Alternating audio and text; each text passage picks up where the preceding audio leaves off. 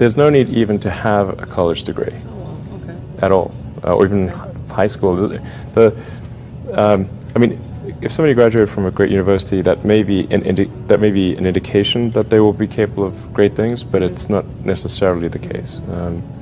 You know, if you look at, say, people like Bill Gates, Larry Ellison, Steve Jobs, these guys didn't graduate from college.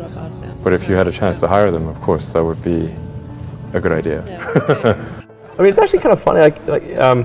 You know, if you think of like what is education, like you're basically downloading data and algorithms into your brain, and it's actually amazingly bad in conventional education, because like it shouldn't be like this huge chore. You know, someone's standing up there kind of lecturing at people, and they've done the same lecture 20 years in a row, and they're not very excited about it.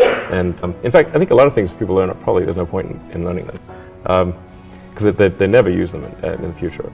Because a lot of kids are just in school kind of puzzled as to why they're there. I think having the flexibility to explore a lot of different things, which you can do when you're in college, which is one of the amazing things about being in college, is you can work on all these hobbies and code a lot of stuff and try a lot of different things.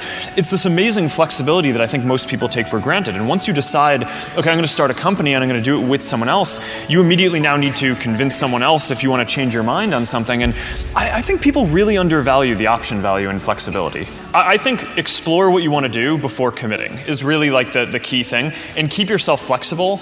And no, I think that's... I agree. Yeah. It's like the newspaper industry, right?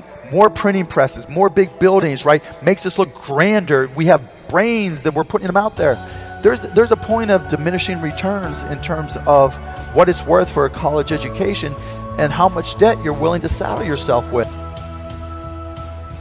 Well, oftentimes business education today, and I see it all the time, kids come out of college, the best colleges, Wharton and Harvard and Stanford and some of the great business schools, and they'll come out and they won't have practical experience. There's too many case studies that aren't practical. In my experience in business, there is very little difference, if any, between a very high-priced business education and what's available for a lot less money. I went to the University of Nebraska at Lincoln my last year in college. I went to Wharton for a couple of years before that. I learned just as much at the University of Nebraska as I did at Wharton. You need to be prodded in the right direction, but an awful lot of it is self-taught. It isn't necessary to pay $30,000 or $35,000 a year to go to some big-name school to get the education at all. The people who are doing the work that we care about are figuring out what to do next, not following the person who told them what to do next. And the problem with most colleges is they are high school but with more binge drinking. The entire purpose of a good university is to give you a foundation to fail, not a foundation to get an A. And if you graduate from college with straight A's, you have to do some serious soul searching as to why you chose to spend your time doing that. I hated school. I really hated school. I hated school, generally, right? Because it was this instruction following thing. Now, I bet you it's probably also because I wasn't good at it. And some people, like I've got a great conceptual memory and a terrible rote memory.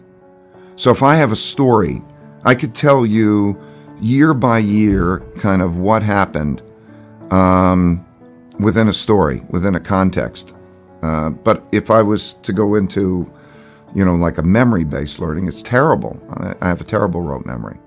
Ego barrier is the worst thing. And if we were raised differently, just imagine in the schools that all along that people will always say, everybody makes mistakes. Everybody has weaknesses.